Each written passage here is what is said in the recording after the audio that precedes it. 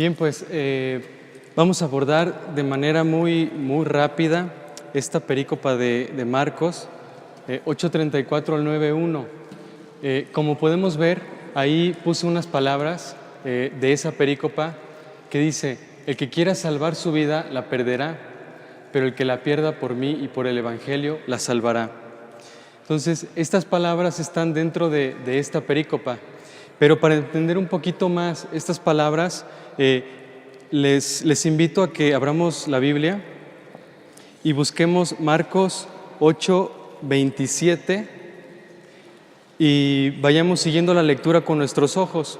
Yo la voy a ir leyendo y vamos a terminar hasta el 9:1. Entonces es Marcos 8:27.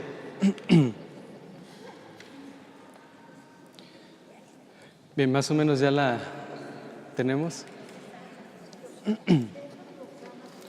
Bueno, dice: salió Jesús con sus discípulos hacia los pueblos de Cesarea de Filipo, y por el camino les preguntó: ¿quién dicen los hombres que soy yo? Ellos contestaron: algunos dicen que eres Juan el Bautista, otros Elías, otros que eres alguno de los profetas. Y entonces les preguntó: ¿y ustedes quién dicen que soy yo? Pedro le contestó: tú eres el Cristo. Pero Jesús le dijo con firmeza: no se lo digan a nadie. Luego comenzó a enseñarles que el Hijo del Hombre debía sufrir mucho y ser rechazado por los notables, los jefes de los sacerdotes y los maestros de la ley, que iba a ser condenado a muerte y que resucitaría después de 3 días. Hablaba con mucha claridad. Debido a eso, Pedro lo llevó aparte y comenzó a reprenderlo. En cierto momento Jesús se dio vuelta y vio a sus discípulos. Entonces reprendió a Pedro con estas palabras: detrás de mí, Satanás. Tú no piensas como Dios, sino como los hombres. Luego llamó no solamente a sus discípulos, sino que a toda la gente, y les dijo: si alguno quiere seguirme, que se niegue a sí mismo, tome su cruz y sígame. Porque el que quiera asegurar su vida la perderá. En cambio, el que sacrifique su vida por mí y por el Evangelio, se salvará. ¿De qué le sirve a un hombre ganar el mundo entero si se pierde a sí mismo? Pues, ¿de dónde sacará con qué rescatarse a sí mismo? Sepan que si alguno se avergüenza de mí y de mis palabras en medio de esta gente adúltera y pecadora, también el Hijo del Hombre se avergonzará de él cuando venga en la gloria de su Padre, rodeado de sus santos ángeles. Bueno, palabra del Señor.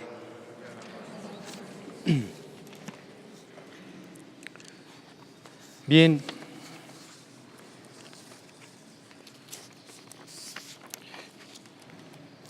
Algo que podemos ver antes de abordar esta perícopa, que empieza en el versículo 34, podemos ver cómo va Jesús con los discípulos rumbo a Cesarea de Filipo y les pregunta a sus discípulos: ¿quién creen o quién dicen ustedes que soy yo?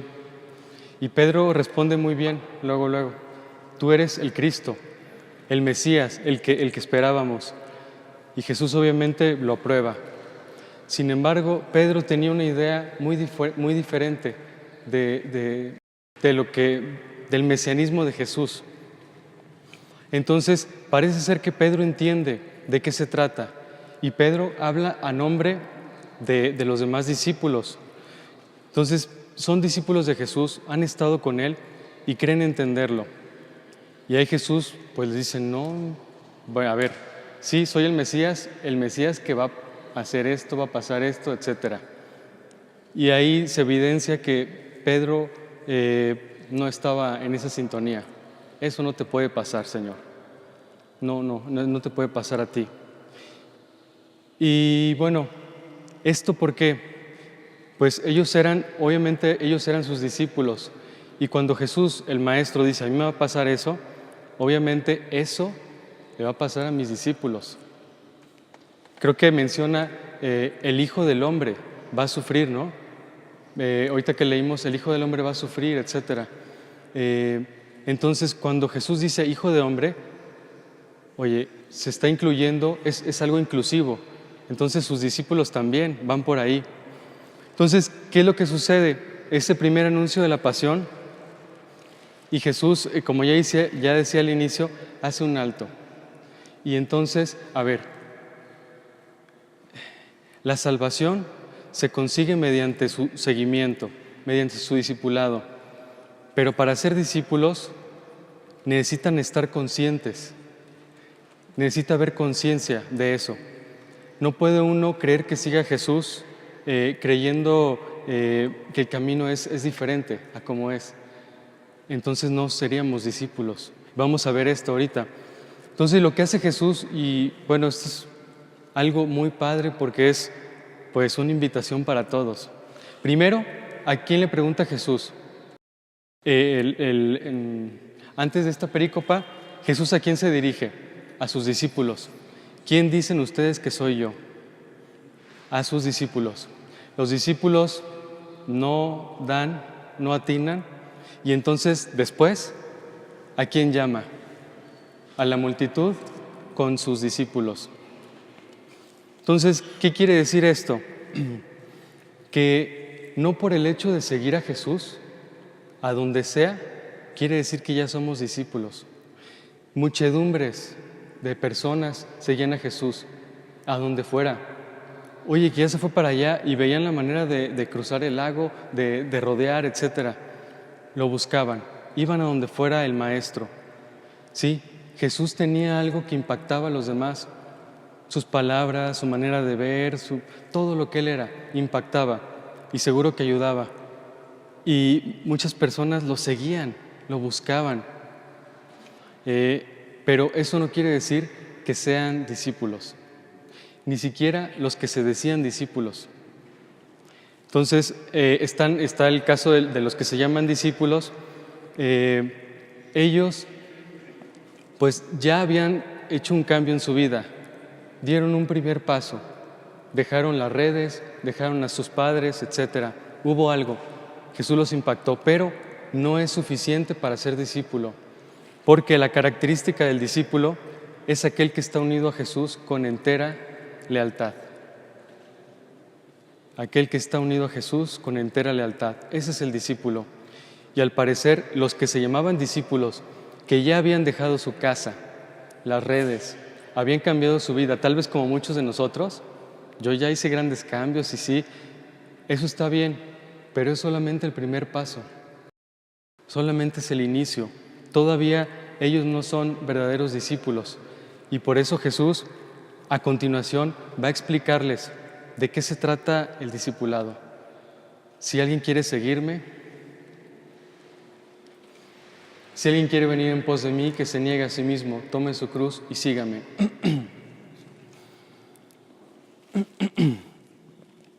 Este punto es muy, muy padre para mí. No sé, ahorita los invito a que todos recordemos nuestra interpretación de estas palabras. Negarse a sí mismo, tomar la cruz y seguir a Jesús. Yo antes de entrar a la orden, por alguna razón, necesité a alguien superior, que yo no me bastaba, yo no podía. Y pues busqué a Dios por necesidad y me llevé la sorpresa de que sí existe. Y me emocionó muchísimo, me cambió la vida. Dentro de mí nació la paz, la esperanza, la alegría, el amor, la ternura hacia las personas que conocía, amigos, etc. Fue algo muy bonito y me emocionó. Fue como una probada de cielo y obviamente quería más. Leía la Biblia y me emocionaba. Y cuando encontré este pasaje de Marcos, parecía que le di al clavo. Ahí está la clave. Yo quiero más. ¿Y qué tengo que hacer para tener más? Para salvar la vida, esto. Entonces me emocionó mucho porque dije, este es el instructivo, aquí está. Pero me acuerdo que lo leía una y otra vez y pues no sabía cómo entenderlo. Decía, ahí está, pero pues me cansaba de leerlo, pues ya nos lo sabíamos, ¿no? O sea, ahí está, es claro, ¿no? Pero no podía entrar más allá. Y de entrada No sé ustedes qué interpretación le dan esas palabras, pero yo antes de ir más a misa, de leer más, etcétera, mi interpretación de esas palabras era: hay que negarse a sí mismo, ok, no debo de hacer lo que me gusta.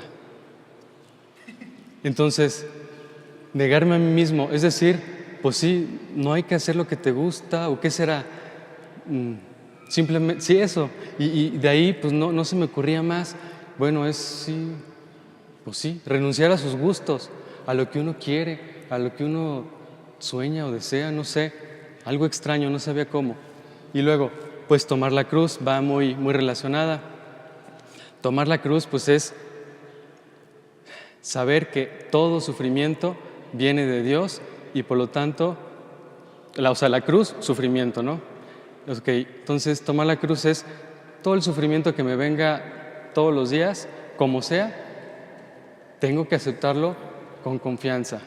Y viene de Dios y pues es eso. Simplemente no renegar y pues cargar la cruz. O sea, aceptar todo el sufrimiento, porque todo el sufrimiento, toda la cruz, pues viene de Dios. Entonces hay que cargarla simplemente. Como que eso se me ocurría pensar. Y sígame. Pues esa palabra de seguir a Jesús, pues yo pensaba, bueno, pues si me niego a mí mismo y pues no sé, acepto el sufrimiento y pues ¿qué más tengo que hacer para seguir a Jesús? No sé, no se me ocurría nada más, ¿no? No sé ustedes, a mí eso no pasaba de ahí, o sea, no encontraba claridad ahí, ¿no? Pero seguía con esas ganas de entender esas palabras, ¿no? Entonces, no sé qué interpretación tenga cada uno de ustedes, tal vez luego podremos compartirla, pero sí poner atención en esto.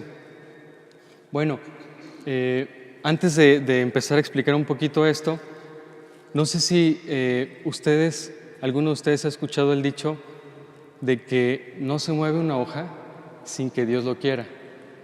Ese dicho, yo no sé por qué, pero lo recuerdo desde hace muchísimo.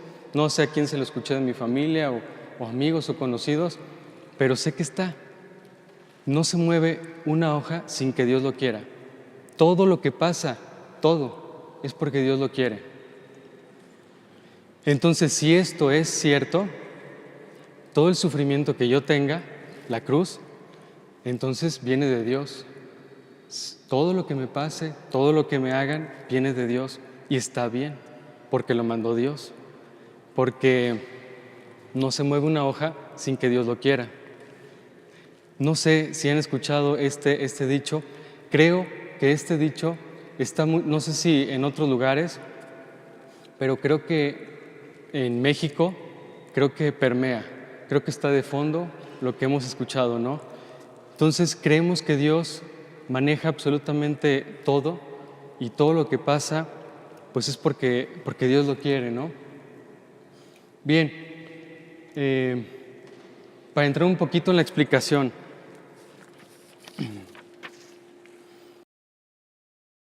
negarse a sí mismo, bueno, antes de explicar esto, pongamos atención en las primeras dos palabras.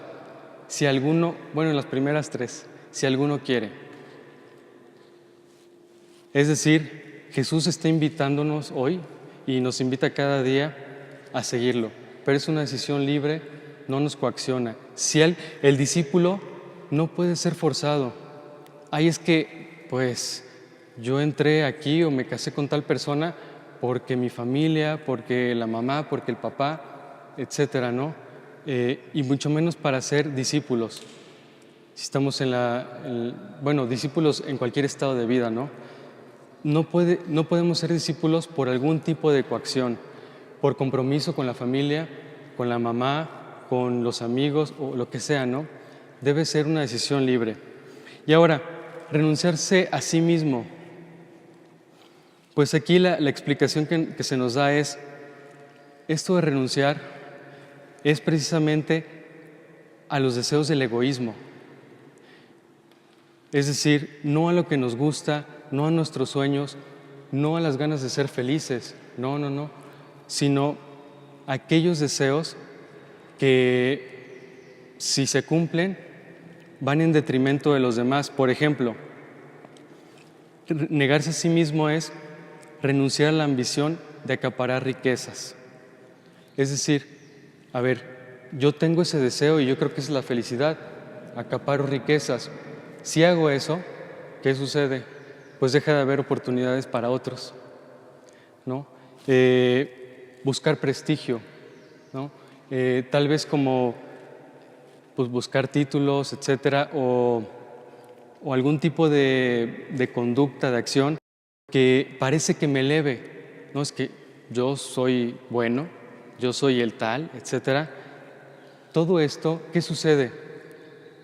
Contrasta con los demás. Si yo creo falsos, pues sí, como peldaños o escalones para elevar mi prestigio, para elevar mi poder económico, el dominio, todo eso va en detrimento de los demás. Parece ser que yo valiera más que los demás, además de quitar oportunidades para los demás. Entonces, negarse a sí mismo es negar ese instinto de querer ser más que los demás, de querer valer más que los demás, o de querer apoyar nuestro valor en cosas externas, ya sea dinero, ya sea título, ya sea dominio. El poder es muy seductor, apenas nos dan tantita autoridad y, híjole, ya como que nos da categoría, nivel, etcétera, ¿no? Entonces, todo eso son tentaciones para poner ahí nuestra felicidad. Son falsos ídolos, ¿no? Bueno, eso sería más bien negarse a uno mismo, a ese instinto de dejar de ver a los demás y buscar levantarme yo, pero a costa de los demás. Ahora bien, tomar la cruz. Tomar la cruz se puede entender de dos maneras. Ya les mencionaba una. La primera es, todo lo que me pasa es porque Dios me lo mandó y está bien. Entonces, si en la sociedad, si en mi familia, si una esposa sufre violencia, etcétera, cosas, todo eso entonces es voluntad de Dios y es la cruz. Esa sería una interpretación. Aceptar ese sufrimiento porque Dios lo manda. O la otra es entenderlo a la luz de Jesús. La cruz no es por un sufrimiento que se recibe pasivamente, sino más bien por actuar como una consecuencia de tal vez de tratar de quitar la cruz de otros, más bien.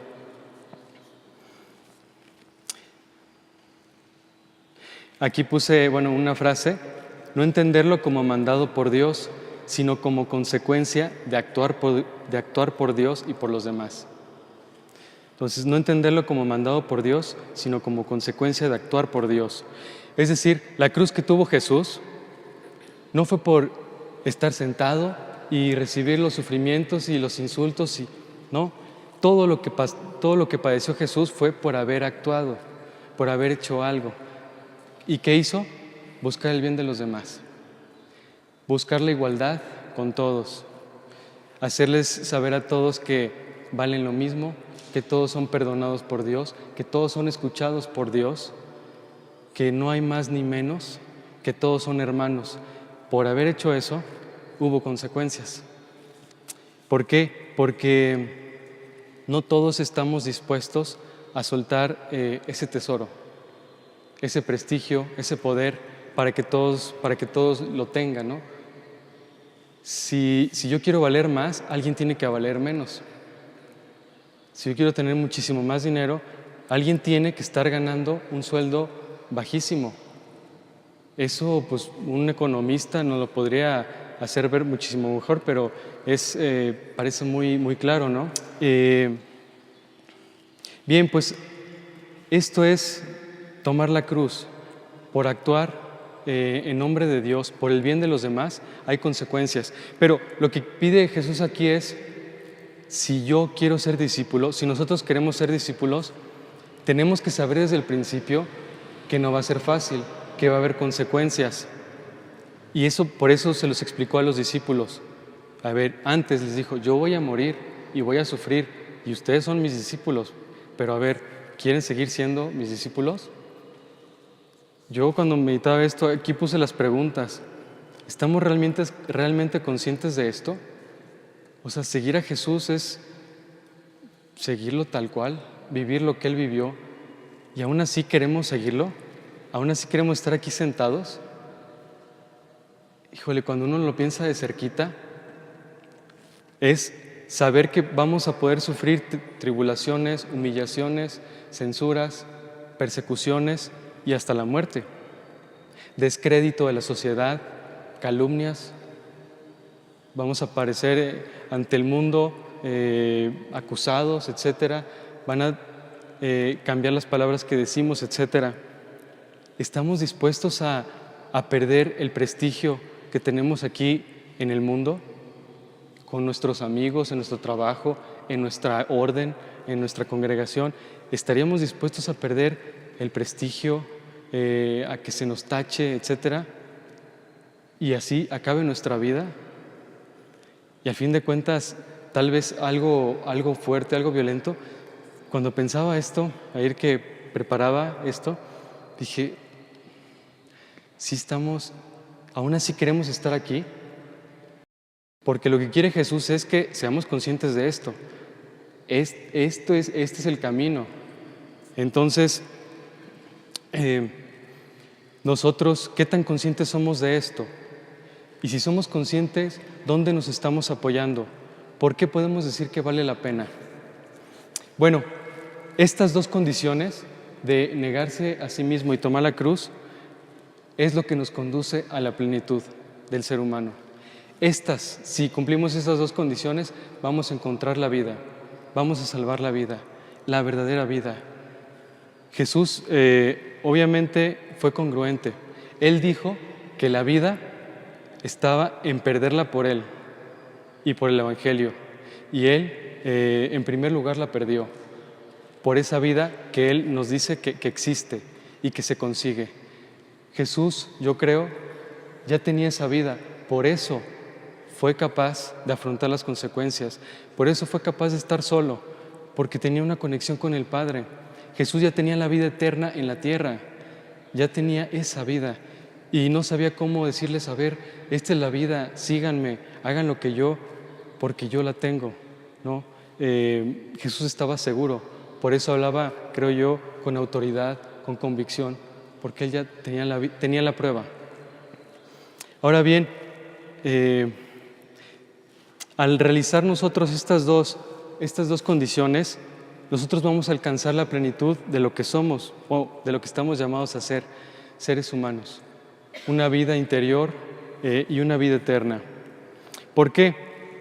Por la siguiente razón. El ser humano se realiza en la relación de amor, en la entrega que comunica vida. Entonces, si partimos de que el ser humano se hace ser humano y es feliz cuando ama, recordemos cuando en nuestro corazón ha habido amor. No todo el tiempo, o tal vez algunos sí, pero a veces estamos así, pasan muchas cosas, ¿no? Pero tengamos presente esos momentos de amor sincero. Cuando vemos a la otra persona, nos da ternura y queremos ayudar. Y cuando podemos ayudar, nos sentimos que nos elevamos, sentimos una energía impresionante, nos sentimos contentos. Y no importa que no salga nuestro nombre en los periódicos o que lo sepa nadie, basta con que esa persona esté feliz. Bueno, pues ese amor es el que nos ayuda a salir de la cárcel de nuestro egoísmo para encontrarnos con el otro. Y cuando nos encontramos con la otra persona, nos conocemos más a nosotros mismos y estamos en comunión.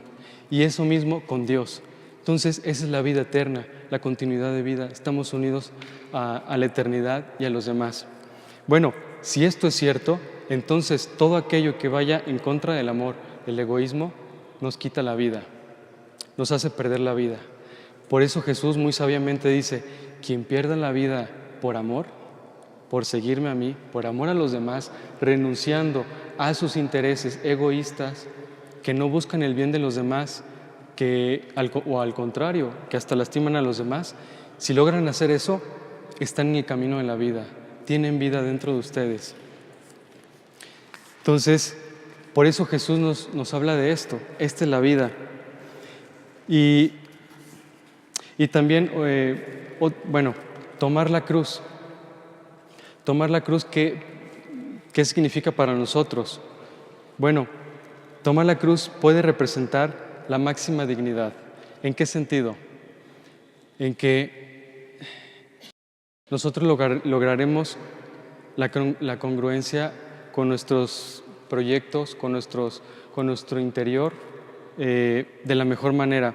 Es decir, si nosotros, siendo conscientes de que el caminito va por donde va Jesús y va medio difícil, si siendo conscientes, aún así le decimos que sí y llegamos hasta las últimas consecuencias, fuimos congruentes con nuestros más profundos sueños, anhelos o amor.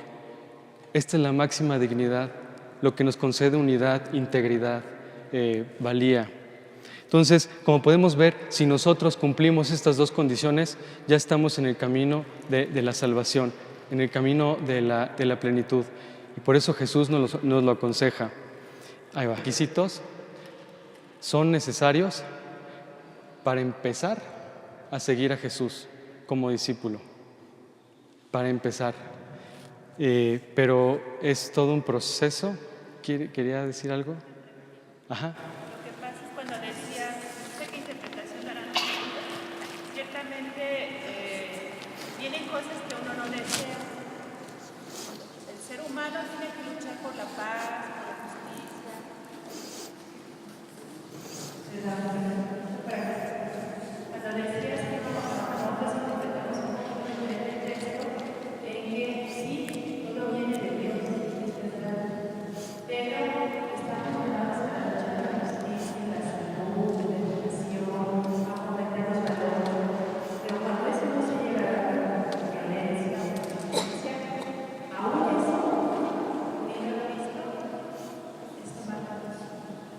O sea, aparte de que debemos llevar deseos, no es que Dios no nos quiera regresar, sino que aún a veces tenemos mismo que es esa es mi cruz, y la asumo. Entonces me la hace llorar. De todas maneras, pues el ser humano voy a decir que solo por eso. Pero yo tenía siempre un sentido de la desesperación del ser humano al dolor y al dolor. Sí. Sí, o sea, sí es amplio, habría que desglosarlo, pero sí, o sea, Dios, Jesús, Dios quiere la enfermedad, Jesús curó, Jesús perdonó, Jesús incluyó, Jesús denunció la injusticia. O sea, Jesús no quiere la muerte, ni siquiera, no quiere el hambre, nada de esto, nada de violencia, nada de esto es querido por Dios. Por eso Jesús vino a erradicarlo, ¿no? Y nos dio muestras que se puede con el Espíritu. No al mundo entero, no siempre, pero sí se puede dar. Pero también es cierto que nosotros somos frágiles y por nuestra genética tenemos enfermedades, pues el estrés, todo esto son cosas que pasan, creo yo, no mandadas por Dios, simplemente la naturaleza es así. No nos cuidamos, etcétera, un accidente, pues no es que lo mande Dios, es que alguien no se fijó, pasó, etcétera, ¿no? Pero ya que está el sufrimiento, sí puede dársele un sentido en que bueno, esto no lo quiere Dios, pero lo que sí quiere Dios es estar conmigo siempre, aún en este sufrimiento. Y lo que va a hacer Dios es acompañar a sus hijos siempre, en cualquier situación. Y si es sufrimiento, ahí va a estar y nos va a ayudar. Dios sabrá cómo darnos consuelo, fortaleza, ayudarnos, sacarle provecho a eso que Él no quiere, a eso que Él no mandó. Y sí creo, es un sentido amplio. Pues bueno, ya queda un poco tiempo. Mencionar que este discipulado también, en primer lugar, es una iniciativa de Jesús, pero también para que estemos también como un poco pues, tranquilos, el discipulado no es fácil y el discipulado es un proceso. Es un proceso que inicia Jesús, si le respondemos que sí, y del cual Jesús sigue velando. Es decir, Jesús los llamó y dejaron las redes y dejaron, etcétera. Ya fue una primera respuesta, pero ¿qué hace Jesús? Poco a poco les sigue ayudando a entender de qué se trata. Es decir, que Jesús vela, vigila, porque sus discípulos logren ser verdaderamente discípulos. Es un proceso que lleva tiempo y cada quien tiene su tiempo, ¿no? Su historia, su caminito. Pero pues lo importante es pues esto, ser honestos y pedir ayuda. Y sobre todo, tener en cuenta esto, si queremos ser discípulos, pues tenemos que ser conscientes de qué estamos eligiendo, a quién estamos siguiendo, ser congruentes con nuestra vida y sobre todo, aquí hay, ya tal vez no me da tiempo para ya la conclusión, pero era que todo esto está muy, y esto surgió en la clase en el tema con ministros en el convento, muy padre. Todo esto es muy bonito, seguir a Jesús, bueno, difícil también, negarse a uno mismo, tomar la cruz y seguirlo. Pero el fundamento de todo esto es el amor, es la compasión. Y aquí la gran pregunta es, ¿cómo es posible que yo pueda amar? ¿Cómo es posible que yo pueda tener compasión? ¿Dónde la encuentro? ¿Dónde la aprendo? ¿Cómo la consigo? La compasión, y bueno, tal vez pongo la atención en la compasión porque aquel que se compadece de alguien es cuando la otra persona no tiene nada que darnos y aún así me despierta amor, ganas de ayudar, pero no me va a dar nada, simplemente quiero ayudar. Ese sentimiento, ¿cómo es posible que exista en nosotros? Bueno, ya no hay tiempo, ¿eh? Bueno, pues nos vamos quedando con esto. Nada más tengamos presente cuándo yo he sentido amor o compasión y cuándo no lo he sentido y cómo fue que en mi corazón o en qué momento pude yo despertar la compasión, pude sentir amor. Solamente les digo que yo veo en mi vida, hubo un tiempo que pues veía dolor o esto y pues no sentía, como insensibilidad, ¿no? Pero llega un momento en la vida en que uno que aprende, se topa uno con su fragilidad, con su debilidad, y en eso puede suceder que llegue Dios y misericordiosamente nos quiera. Y en ese momento cuando nosotros vemos que sentimos como que no valemos, como que no tenemos, como que no podemos, en esos momentos fuertes donde nos encontramos con nuestra miseria, nuestra fragilidad humana, nuestra limitación humana, en ese momento, cuando nos damos cuenta de esa realidad y de repente por algún lado, de alguna manera llega Dios y nos abraza, aun cuando no valemos mucho, es una ternura impresionante, es el abrazo de Dios. En ese momento experimentamos la misericordia que obviamente que no merecemos.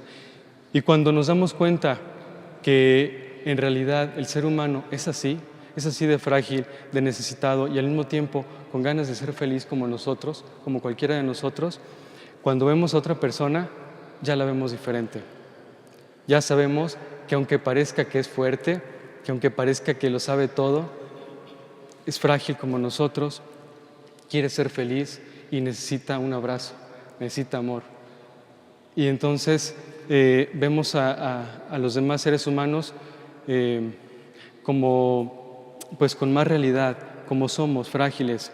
Y sabemos que tanto ellos como nosotros, pues necesitamos ayuda, tanto de nosotros como de Dios. Y entonces creo yo que es el momento donde está la posibilidad de despertar la ternura, de que haya compasión. Ya vemos diferente, porque sabemos quiénes somos, frágiles, necesitados, y sabemos de qué se trata la misericordia de Dios. Entonces, bueno, pues esto, los fundamentos, según yo, bueno, y un autor también muy bueno, es la humildad. Si nosotros logramos la humildad, la verdad, creo que hay la posibilidad de amar y de compadecernos. Pero la humildad, pues no es una virtud que se aprenda en los libros. Creo que por lo general la humildad nos la enseña la vida. De alguna manera nos topamos con nuestras realidades, con nuestra fragilidad, y ahí es cuando vemos, sí tengo alguna cualidad y todo, pero sigo siendo criatura. Y no sé muchas cosas, y no puedo muchas cosas, y sin embargo quiero tanto, ¿no? Entonces, bueno, va por ahí un poco.